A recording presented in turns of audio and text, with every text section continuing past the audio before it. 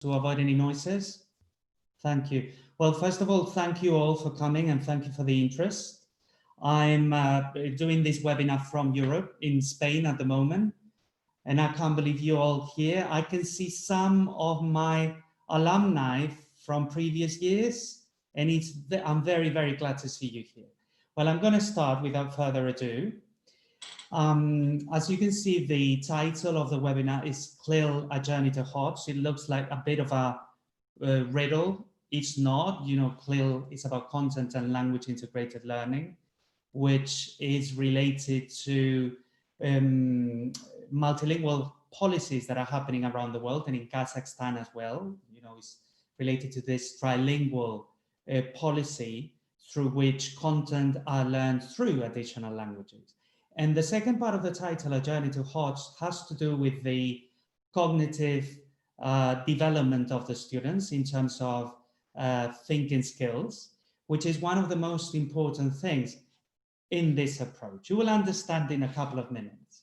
So I'm going to start, and I'm going to start through 2 or 3 reflections for you to understand what is my perspective when dealing with CLIL, as I do with my university students or when I'm lecturing around the world. The first reflection is this: I always like starting by quoting Claire Cranch, who is an expert in interculturality. And I think this sentence, this quote, summarizes very well what CLIL is about. A rose maybe is a rose, but it is not une rose, it is not eine Rose, but multiple views of viewing and talking about roses.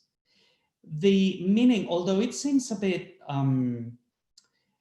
difficult or riddle-oriented, it's not. This is about a concept that is a concept rose. And when we learn the same concept through different languages, the perspective is absolutely different. The meaning is that when you deal with a rose in French, the connotation or the meaning that it invokes is going to be different as when you study a rose from the perspective of Spanish or from the perspective of Italian or from the perspective of Kazakh, because the concept has cultural connotations that are different. So when we do CLIL in an educational environment, we can't deal with it in terms of translation, in terms of translating books into English, books into Kazakh, books into Russian. It's not about that. It's about contextualizing. It's about taking into account context.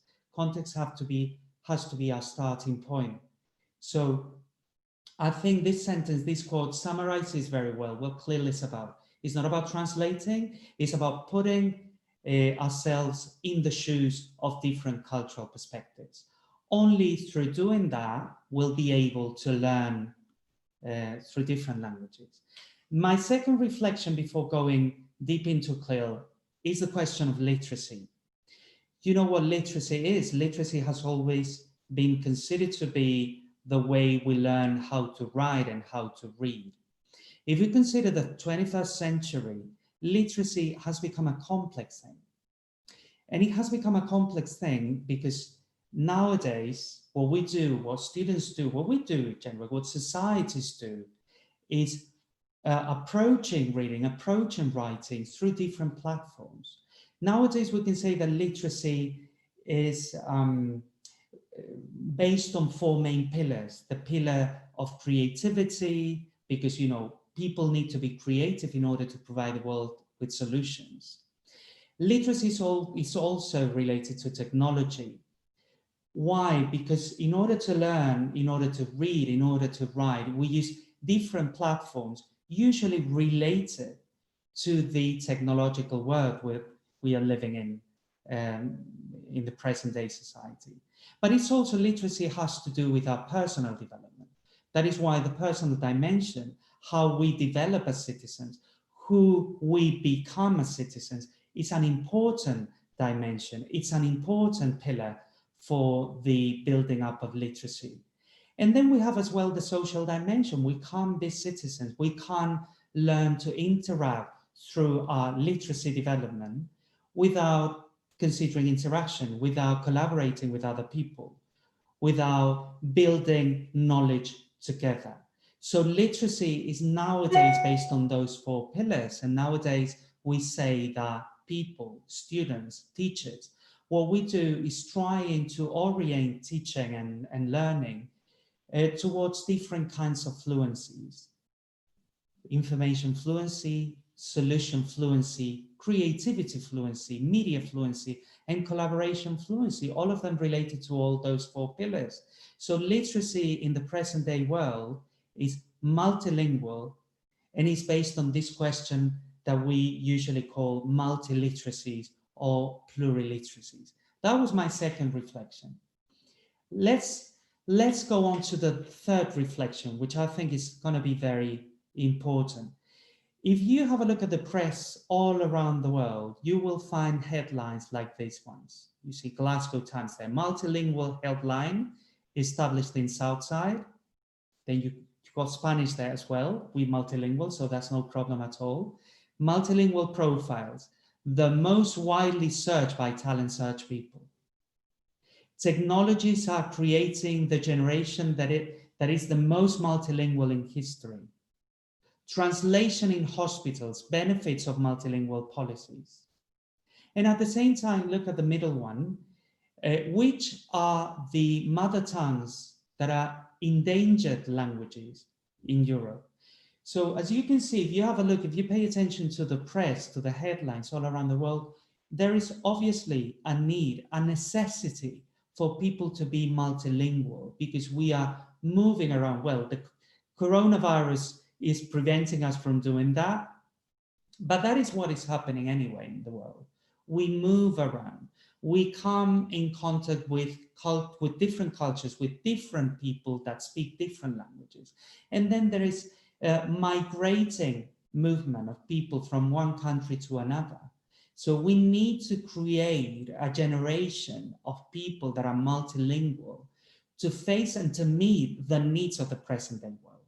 But that doesn't mean that we have to stop protecting who we are and what the languages we speak are as well.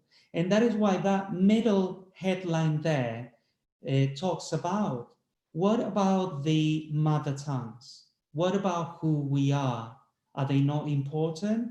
Do they belong to the, richness, language richness we find in the world? Of course they are. So multilingual policies and CLIL policies, as I will go into in a couple of minutes, have to harmonize 2 different needs. On the first hand, we have to develop policies that try to make the students multilingual, that try to prepare students for internationalization.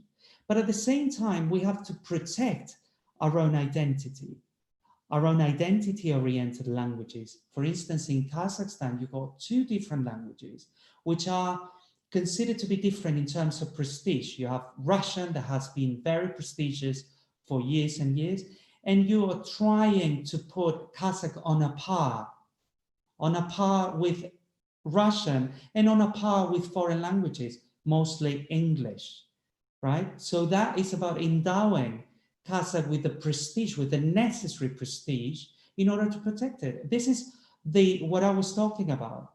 Multilingual policies have to target this double goal, developing multilingual policies for internationalization and protecting minorized or minority or minoritized languages, or languages that are endangered, or languages that have the risk to die in a near future. Okay, so that was the third reflection. So if we consider all those things and we think about students in Kazakhstan, students all around the world, let's take a second to think how they learn today. From here, from all those things you see there, you see an analogical telephone, the TV from years ago, records or books.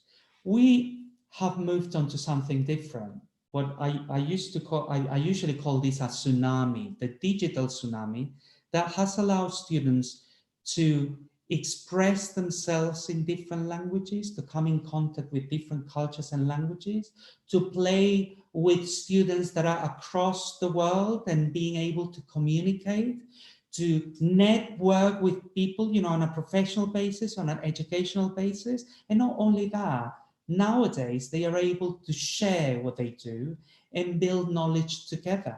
And all of that one click away. So that has completely, utterly transformed education all around the world, all around the world. And that is where CLIL comes from. CLIL is an important part, you know, as it's an important consequence of this digital tsunami, of these people getting together digitally, people coming in contact, getting in touch with other cultures, with people from other countries, with people developing their own identities through knowing identities, cultural identities that are different from their own.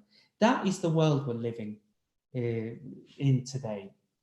So students today, they learn, the way they learn today is global, is globalized, because they, you know, they are exposed to a myriad of content. They are exposed to a multiplicity of languages. And that is why learning today is integrated. It does not only happen in formal context. It happens outside of the school. It happens every day, at any time, because they are connected, the same as their culture is connected. They are connected to the world. And that is why we talk about integrated learning. And that makes students learn in cognitively demanding scenarios.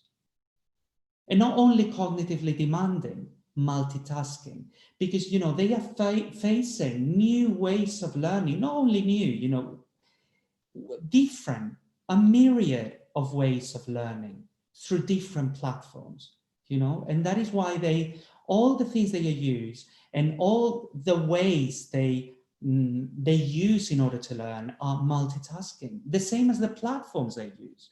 This is connected to the multiliteracies or pluraliteracies component I was talking about before. That's the way the students learn today. So if that's the way the students learn today, what is the impact on this kind of globalized learning on curriculum integration, on curriculum development? What happens in schools? You know, when we think about schools, traditional schooling was based on watertight compartments. You know, the different areas, the different disciplines were taught separately without considering the connections among them. This globalized learning has brought about a different view of curriculum. And that different view of curriculum is an integrated one that makes cross-curricular connection, one that relates the different languages, because that's the way we live today. Languages are in contact. Content, the students have access to any kind of content, and that content is connected. Talking about content today is not about talking about mathematical content.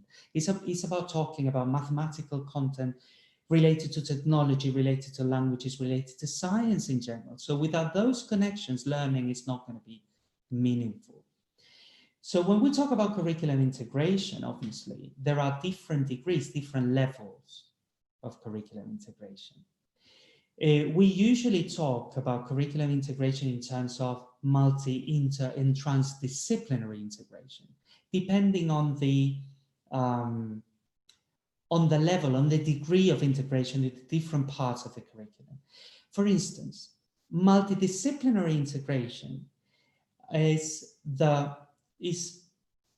said to be the most perfect way of integrating curriculum. Why? Because there is a common topic, a common core topic, and then the different areas, the teachers from the different areas design their own areas, taking into account that common topic. That would be multidisciplinary. For instance, I don't know, analyze,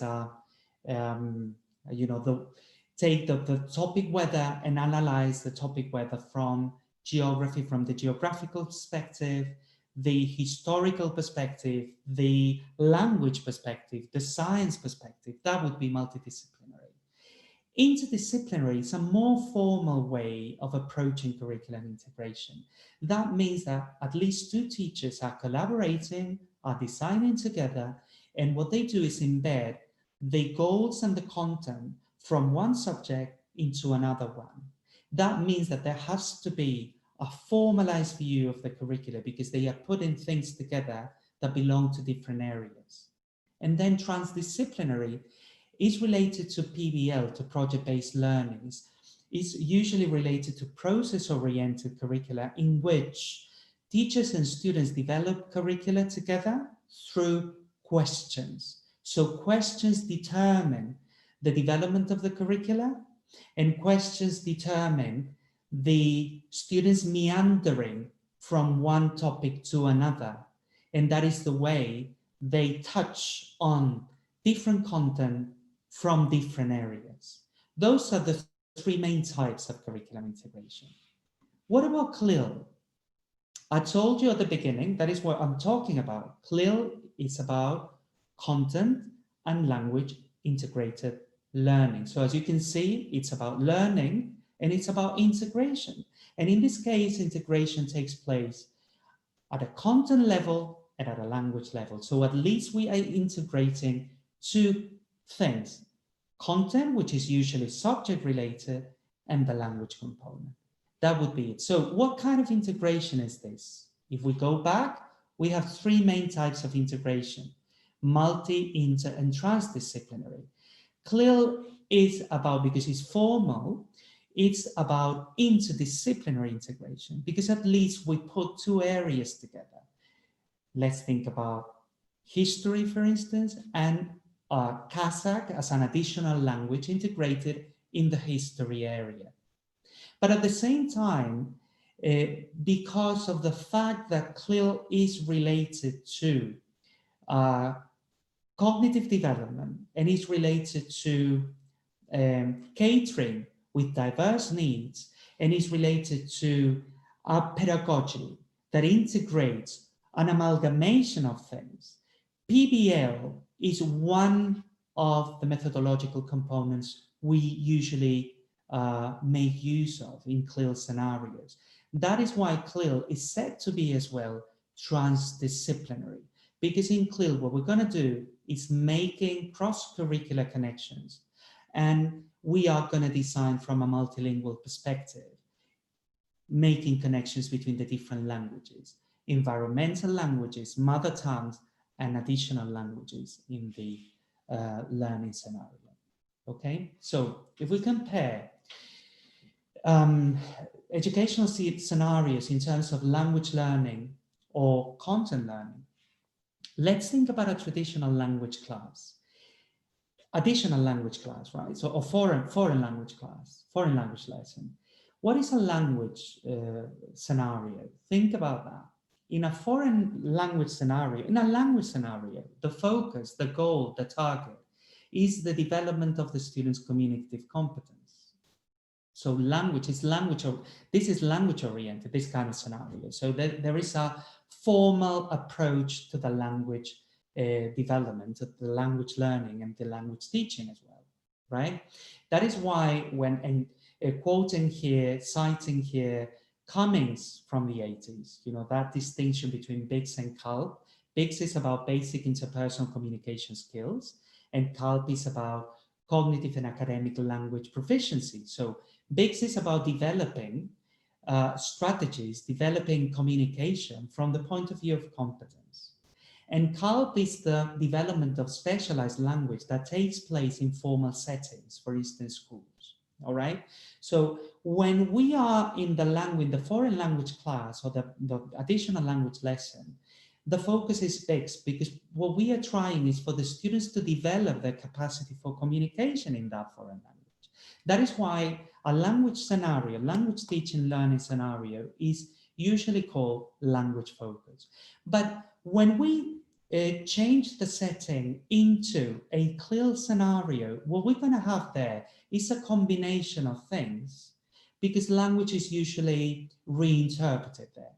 You have to understand that a CLIL scenario is about teaching, you have to remember that, it's about teaching mathematics or history or geography or philosophy or physical education or music through a foreign language.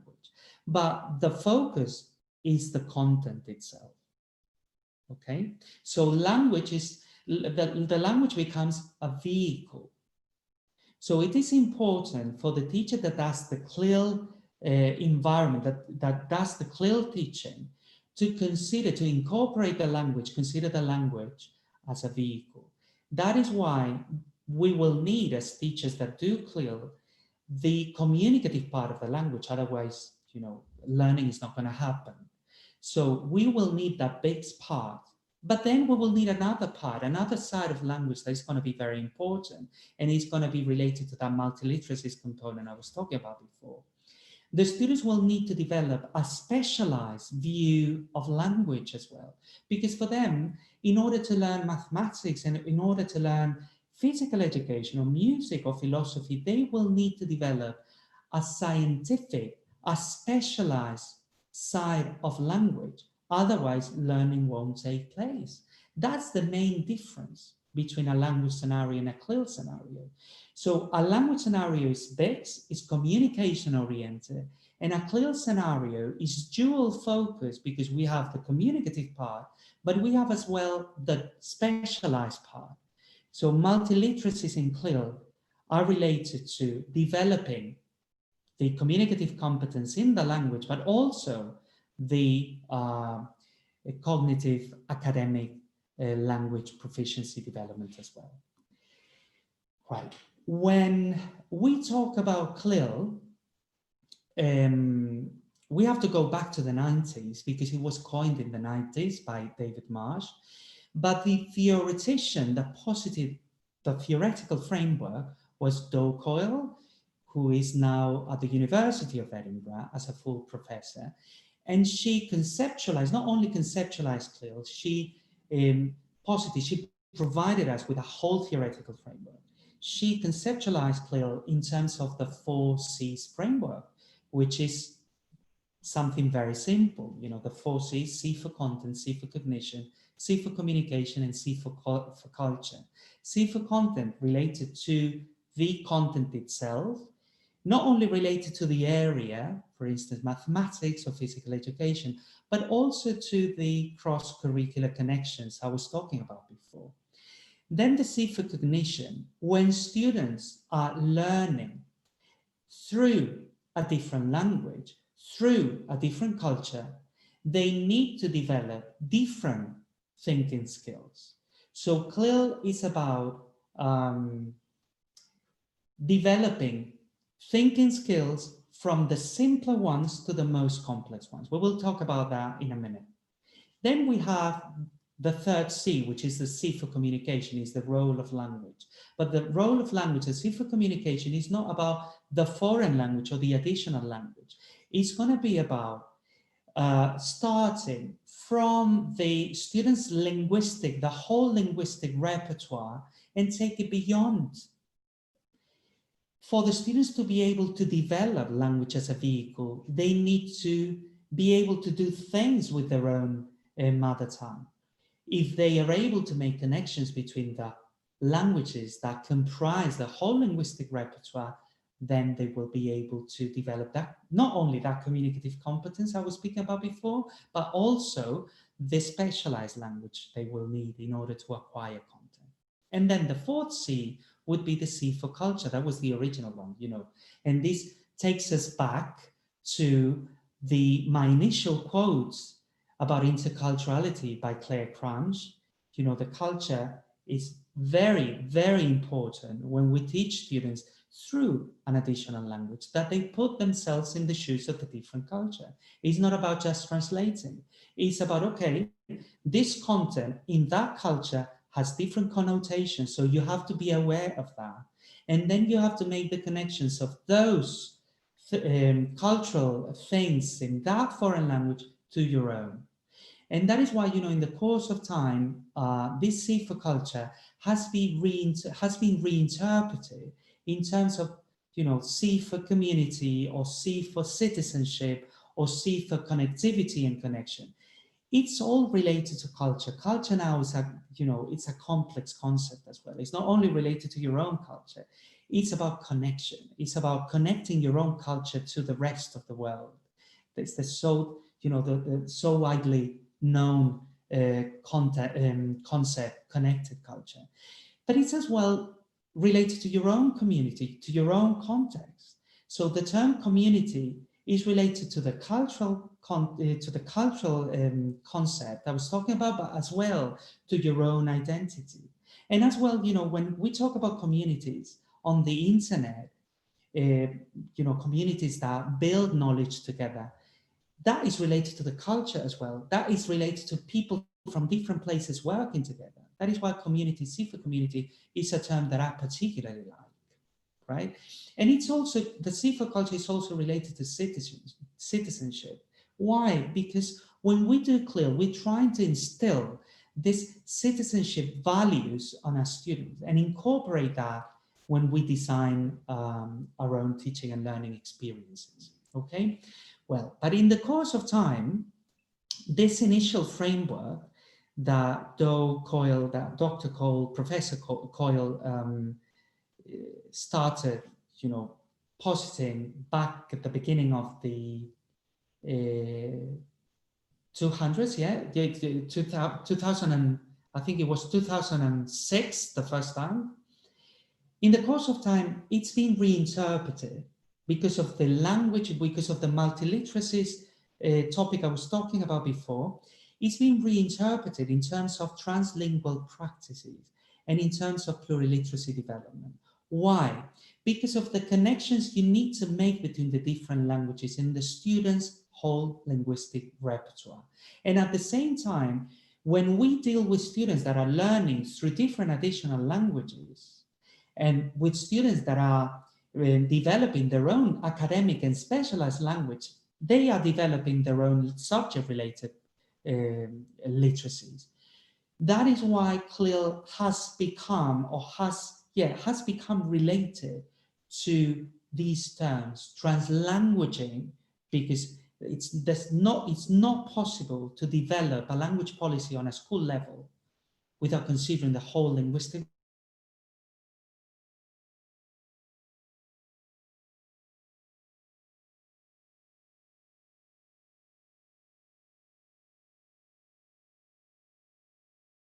translanguaging and pluraliteracy development, right? So this is all about the reconceptualization of language itself, in CLIL scenarios. According to Do Coyle, again, because language has been, in a CLIL scenario, language has been reconceptualized because, language becomes specialized, as I was saying. Language has to be targeted or provided meaningful input for students, and language is used as a vehicle. Do Coyle, when she formulated the 4Cs framework, the C for communication, she explained the so-called language triptych. And the language triptych is the two kinds of language we can find in a CLIL scenario. And these three types of language are related to this new conceptualization of language. Language of is the language necessary to develop your academic and specialized language, the literacy related to specialization. Language for is related to the interaction in the classroom, to the communication-oriented language the students will need in order to function in a CLIL scenario. And then language through is the language that is related to the students transferring of their own skills in their own language into the additional languages. So as you can see, this is related to what I've been saying before. Specialized language, language for communication, and pluraliteracy development, translanguaging. That is what CLIL is about. That is what CLIL is about, or at least that is what CLIL should be about. Okay, so let's go now to that journey to HOTS. Once after this reflection, after this theoretical framework I provided you with, let's try and understand what CLIL is in terms of a journey. I love The Wizard of Oz. My students are, Anara is there. Hi, Anara. It's lovely to see you. They know I particularly like The Wizard of Oz, as a way of approaching language learning. And in this case, for CLIL. And I'm going to explain to you why. For me, if you remember the story, and if you don't, I will tell you, in The Wizard of Oz, there is a girl that is transported to a different world. Is transported because of a natural phenomenon, and the natural phenomenon is just a tornado, right? But she arrives into a new world with different cultures, different colors, different languages, different ways of living, different lifestyles. And there she meets new friends, and every single friend has something that is gonna endow her with a new baggage to become a new person, or not a new person, a richer person, or a richer person, or a better version of herself. So in that journey, she's gonna come across the Scarecrow. And if you remember the story, the Scarecrow was looking for a brain, and that is why, for me, the Scarecrow is the symbol for cognition and content, as I was saying. I'm using a Coyle's framework to explain the journey. Then she came across as well a Tin Man. Tin Man was a kind of a robot without a heart, and he was looking for a heart. For me, Tin Man symbolizes technology, but technology cannot be used in education without a purpose. And that is, the purpose has to be legitimate. The students need to see it as useful. Otherwise, it's not going to be meaningful. That is why I link technology with a heart. Otherwise, it won't be meaningful, as I was saying. Dorothy herself, the protagonist, she had a language repertoire, her own language, her own identity, her own culture. And that is what she brings with her into this new world, okay? Her language and her own culture. And she's gonna come across different cultures. So she's gonna know her culture or value her culture better through the knowledge of other cultures and different ways of living. Then she comes across the Cowardly Lion. And the Cowardly Lion was looking for bravery. And for me, when a teacher starts teaching through an additional language that is not his or her own, needs to be really brave, because it's a proper challenge. And then another key element in The Wizard of Oz is the shoes, the red ruby slippers, the ruby slippers. So teachers will need to put on new shoes, those shoes, to walk the yellow path. That is the yellow path that will take them to CLIL. That is the journey to HOTS, to CLIL, that the teachers will need to walk in order to do proper CLIL. So let's go into CLIL. What is happening? I'm going to tell you my own experience. My experience, I'm sorry, I didn't introduce myself properly at the beginning because I didn't think it was appropriate, but I'm going to tell you a bit about myself. I used to be a language teacher back in the day for secondary education. I used to be an English teacher and a Portuguese teacher. And then I became, in secondary schools, a CLIL coordinator back in the day. Then, circumstances in life took me to become, or made me become, an advisor, a professor, a diplomat, and lots of things that made me travel the world, made me multilingual, and I became a different person. Maybe all those experiences made me become a pluricultural person, an intercultural person. And here I am today, talking from across the world to you. That I don't know where you are, most of you possibly in Kazakhstan, but I think there are some people from other places as well. Right. So from that experience, I'm talking firsthand from that experience. CLIL, has to be done in tandem. So at least two teachers have to collaborate for it to be successful. In CLIL, you have a specialist that is a specialist in content. You know, a mathematics teacher is going to be an expert in mathematics, but not an expert in languages. A geography teacher, the same, and so on. So it is important for the language teacher, the language specialist, to mentor, to coordinate that CLIL teacher, to offer his expertise or her experience for the CLIL teacher to incorporate the language appropriately. So the main role, the functions, the main tips for a language specialist in a CLIL environment, in a CLIL scenario, are these ones you got there. The language specialist must mentor the CLIL teacher in language terms, must favor work relating all the languages, not only the additional languages, must favor the relationship between the connection between the different languages, must design or at least help design tasks and projects, must become a curriculum developer. I told you before that in CLIL is a kind of integration in which we have to formally embed goals and content in a curriculum that has not officially been designed for that. That is why both teachers have to collaborate and design together, otherwise it's not going to work.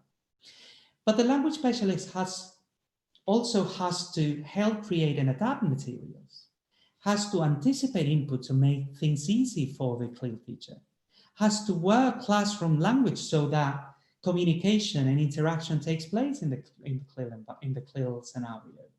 And obviously it has to scaffold language, because scaffolding in CLIL is going to be very important, considering the fact that the students are learning through an additional language that is not their own, okay?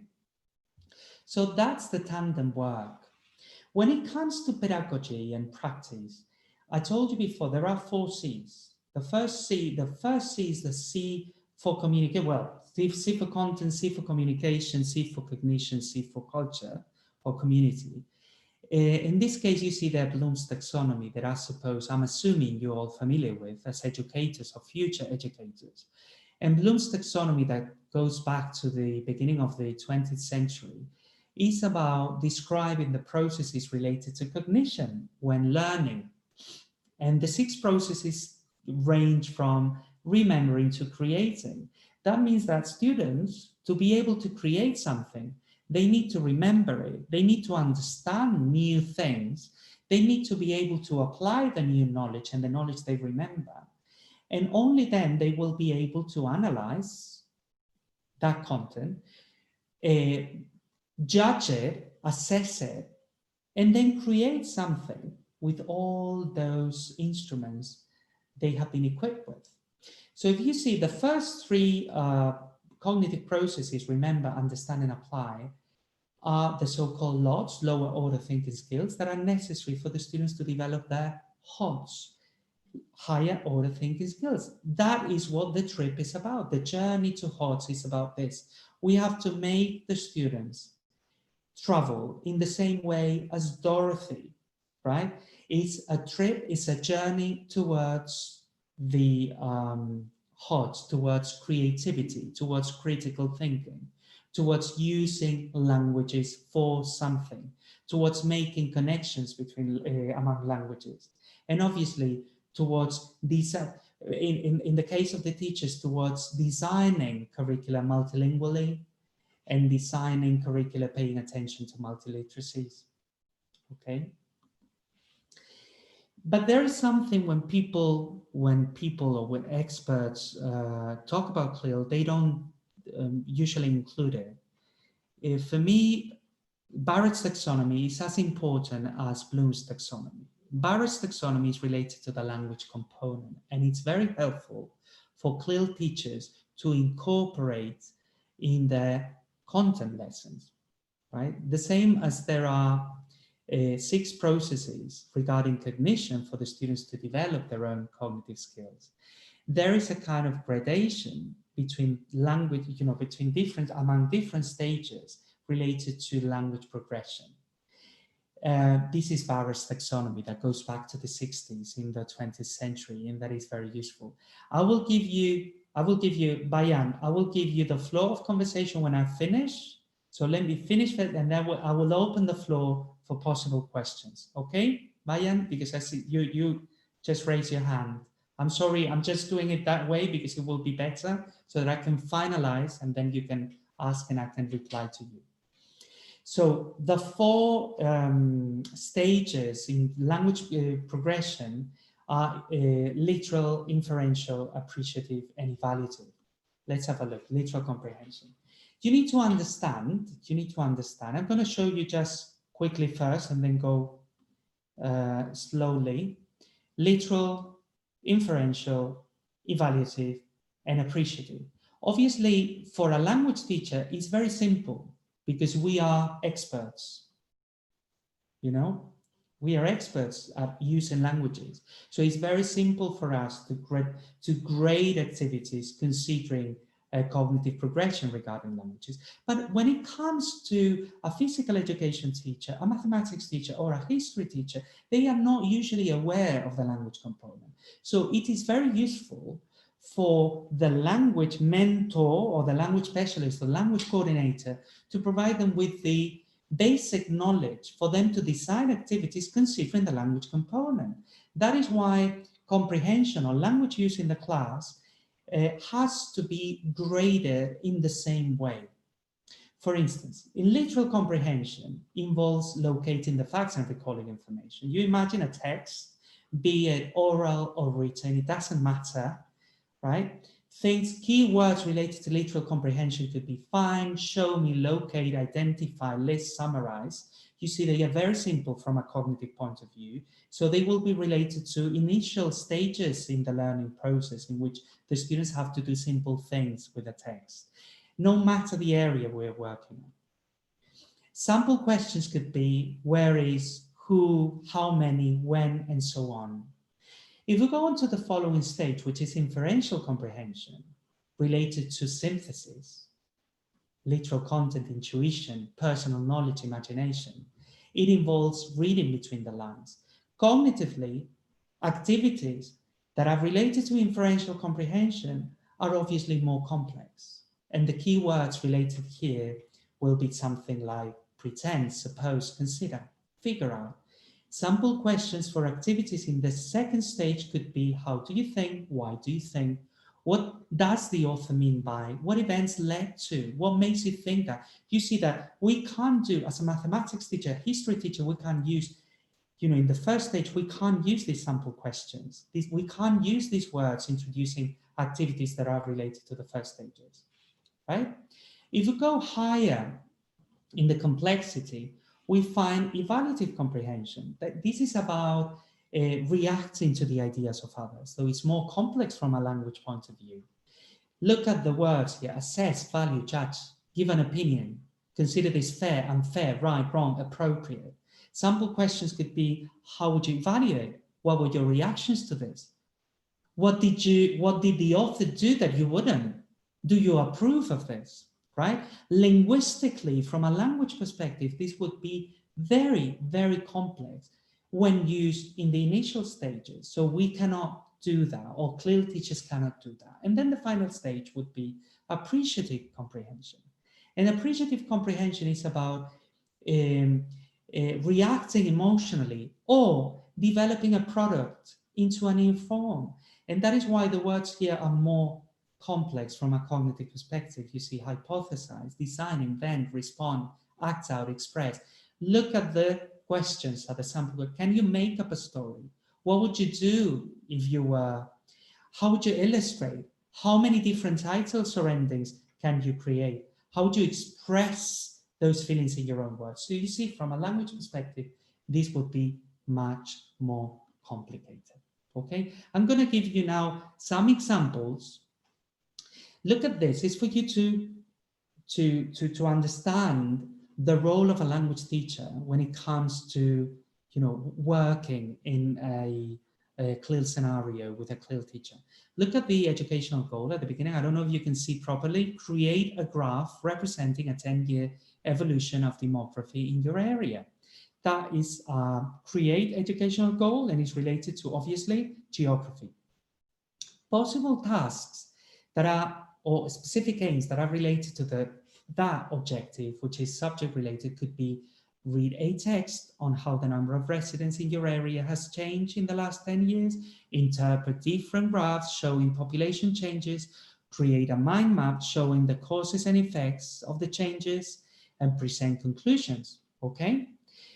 Possible language-related objectives. This is for you to understand how CLIL teachers have to be aware of the language component. Look at that. Describe and compare the number of residents in the different monuments. That is literal comprehension. Explain the author's opinion in the text. That's inferential. Write your opinion about the causes for the changes. That would be evaluation, because it's about opinion, and express how the changes would affect your area in 100 years. That would be appreciation. You understand that that last one, appreciation, couldn't come first when you are designing a CLIL scenario in geography, all right? Okay. Well, this is just because we've got 10 minutes left and I would like to give you the floor of conversation. This is another theoretical framework. You know, Maya introduced the CLIL pyramid and he based it on the forces framework. Is the way we have to design a CLIL unit or a CLIL activity. Topic selection, then you choose the media, considering input scaffolding and the study skills necessary for the area, for the subject. Then task design, considering cognition, communication, and scaffolding the content. And then finally, the work itself, that is the CLIL pyramid. I encourage you, if you don't know it, encourage you to go and look for it.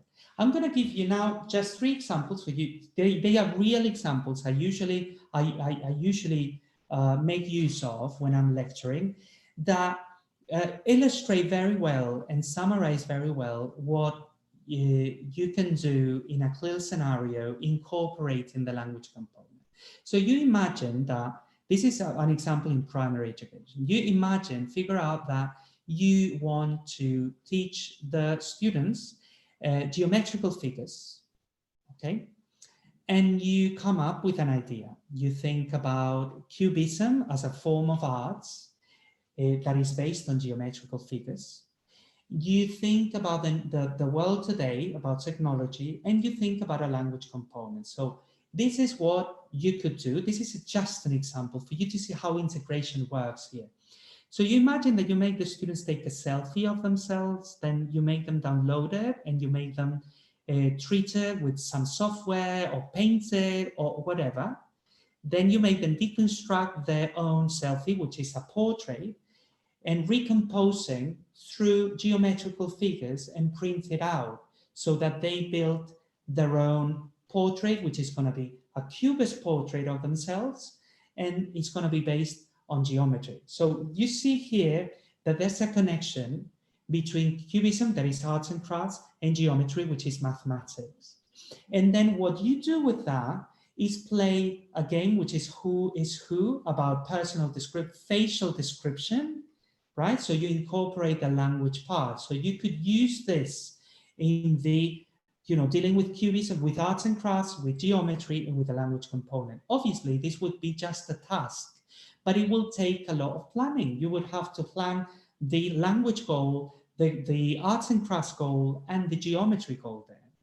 But that would be a clear example of what CLIL is. And then you can work on it. If you want to do it multilingually, you can orally work through the who is who in English as a foreign language, but then you can make them write their own portrait description, right, in Kazakh or in Russian. So you do the connection there because they are used to describing things in their own language, okay? Then another example, I'm going to give you another example. It's a more complex one. This is real, right? And it's about using Twitter, and it's about the history class. So you imagine that you have to teach your students the life of a painter. In this case, it's a Spanish painter. And then in the English class, the students are viewing, that they are practicing, they are viewing, they are seeing the expression of the past. As you know, the expression of the past, narrative past, is very important in the history class. And one of the most difficult things for students to memorize. That is very traditional. I wouldn't do that in a million years, but you still have that difficulty, students to memorize irregular verbs. So you imagine that in the CLIL, in the English lesson, you make the students develop a whole chronology with the main dates or the main events in Goya's life using the past tense, so that they can just double check the tenses are all right, and they are just writing a mini text with every tweet. So what they are doing is developing the language component, which is the past tense. They are putting that into practice.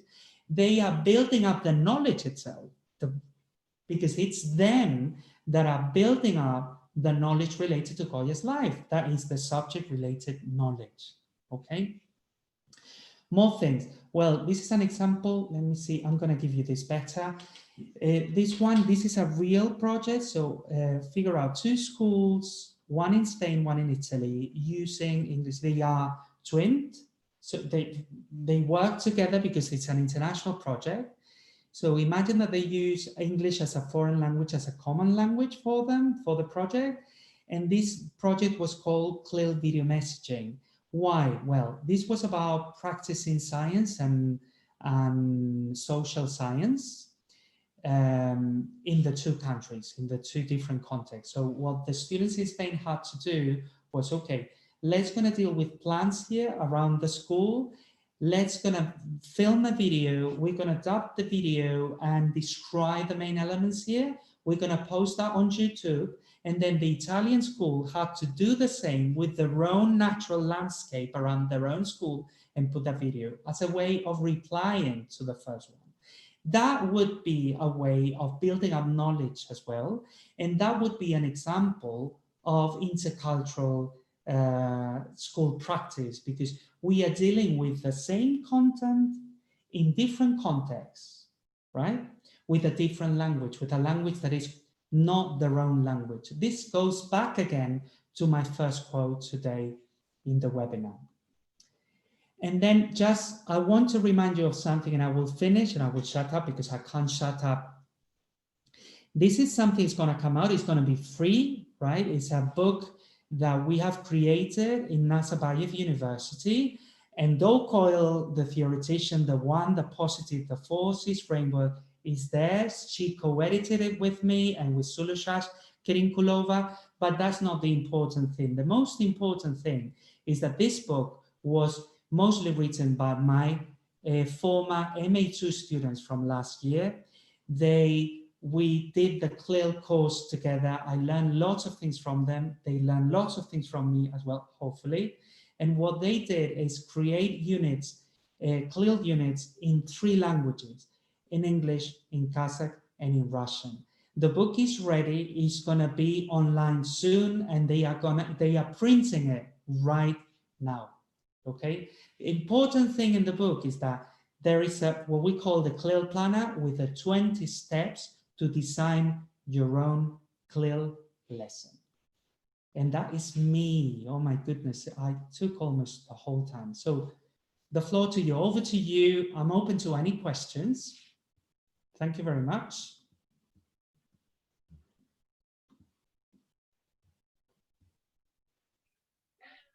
Thank you very much, Professor Xabier.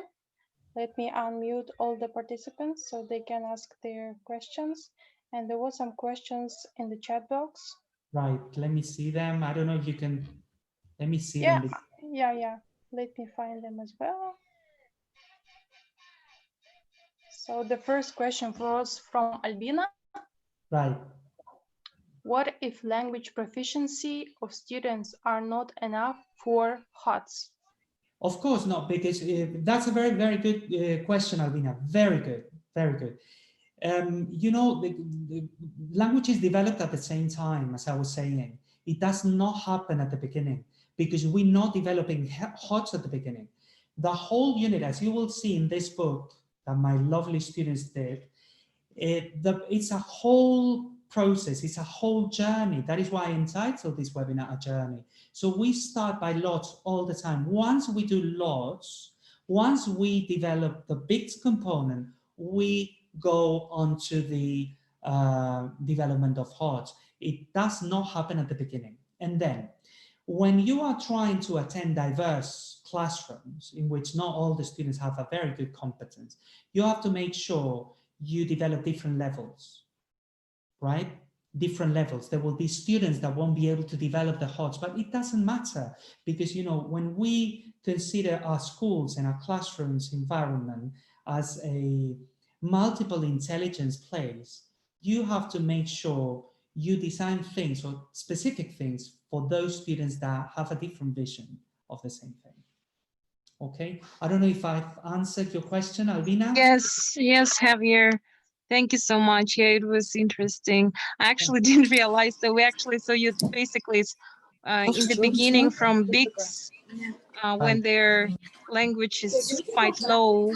Can you mute? Yeah, so it's quite low. So only then we go. So is it okay not to demand them, or from a teacher not to demand as a teacher to prepare high order thinking skills tasks, you know, in the beginning? So is it okay to be focused on LOTS since their language is only on BICS? Yeah, that's, you know, at the beginning you start, you know, the specialization of the language takes place over time. And HOTS, you cannot start by HOTS unless you have worked on something before, and the beginning of the lesson would be something that is, you know, feeding on something you did before. But the usual thing is for you just to go for the LOTS first and then develop things and activities in different stages, right? So that you can develop HOTS with them. Okay, I see now, because I was thinking, oh, it's so bad, you know, just to focus on LOTS. We need to always like focus on HOTS, and then we think, oh, how I'm gonna do HOTS if their language is low, you know? So it's kind Alvina, I'm recommending this book because it's really good. You'll see. Which one? The book I talked about at the end. This your book. Okay, yeah. Is the book? Printing. It's not my book. It's the book, you know, my students wrote it. Okay.